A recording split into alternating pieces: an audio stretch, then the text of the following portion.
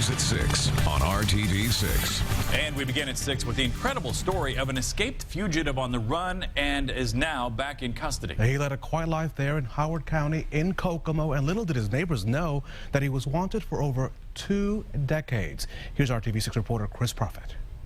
It was a tip that led police to the Kokomo home of 71-year-old Roger Perdue. Neighbors say Perdue lived in this small house with his wife who was battling cancer. But Perdue was guarding a secret, a man who escaped from an Ohio prison 22 years ago and was in hiding. Him and his wife would sit on the front porch all the time during the summer. Kids would mow their yard. You know, he had people helping him do things. I mean, if you needed something, he would give it to you.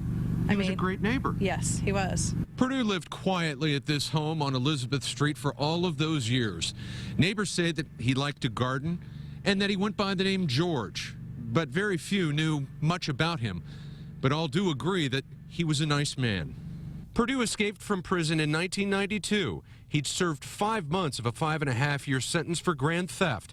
Working with Indiana State Police and U.S. Marshals, Kokomo Police went to Perdue's home on December 12th. You know, he told the officers, hey, I'm the subject that you're looking for, and I think he was ready to give up.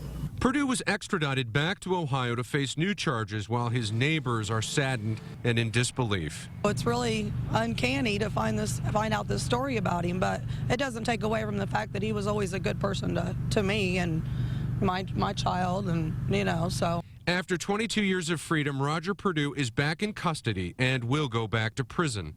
A man who closely guarded his secret and managed to live a quiet life on the run. In Kokomo, Chris Prophet, RTV6. Perdue's wife was taken away from that home by ambulance. It's not clear how long the couple was married and if she knew that he was an escaped convict.